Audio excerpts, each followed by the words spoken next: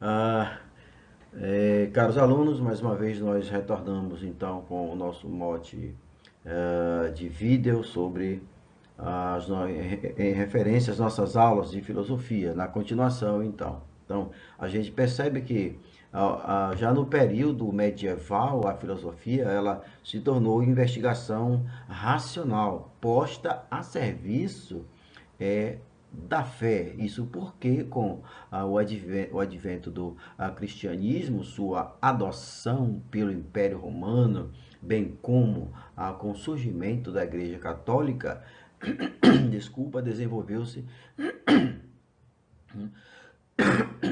um modelo de saber em que a razão discursiva justificaria a compreensão dos textos sagrados.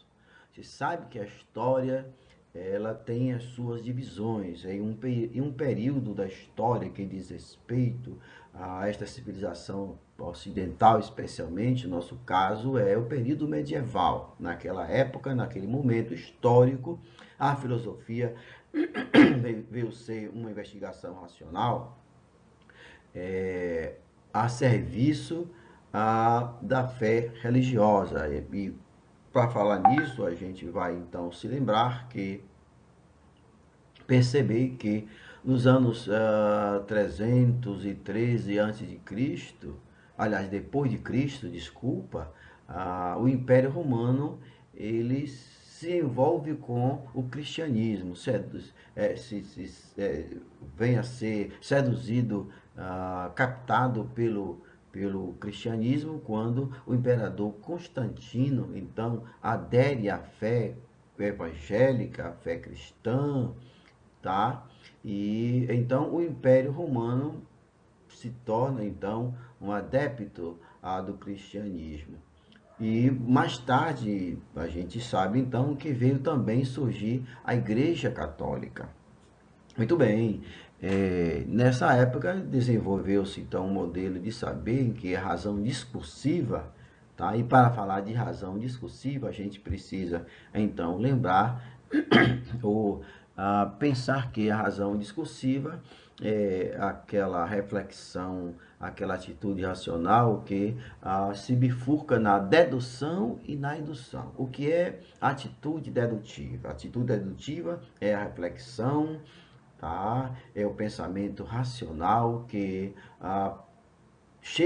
busca uma conclusão tomando como ponto de partida um fenômeno único, tá?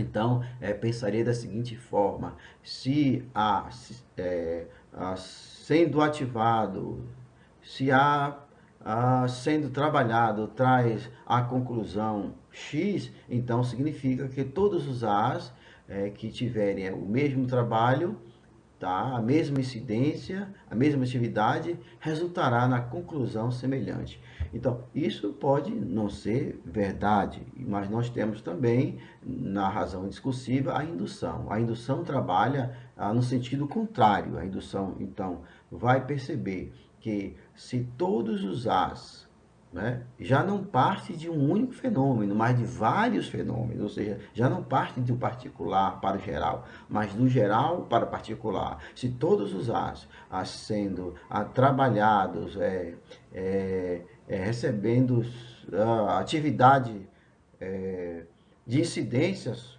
sobre si mesmo, todos os As nessa situação tem uma conclusão X, significa que um outro A semelhante, o próximo A semelhante, vai se comportar da mesma forma para chegar à sua conclusão. Então, essa razão discursiva viria a justificar a compreensão dos textos sagrados. Já no período clássico, não é? O período da Renascença, da modernidade, para falar em Renascença, você sabe que foi aquele período que vai constar entre o século XIV e século XV, depois de Cristo, quando a história tem aí uma verdadeira reviravolta na forma de pensar da política, da filosofia, das artes, da ciência, etc. Né?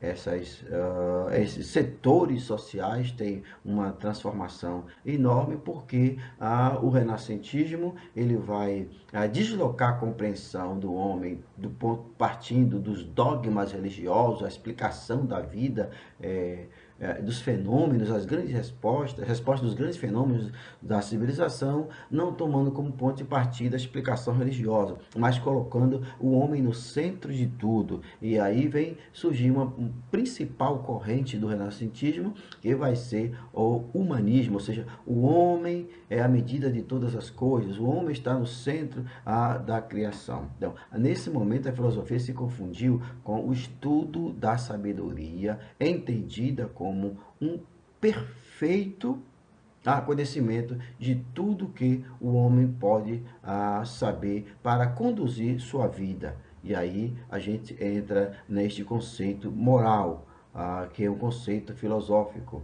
Para conservar sua saúde, tá? E aí entra medicina e criar todas as artes mecânicas.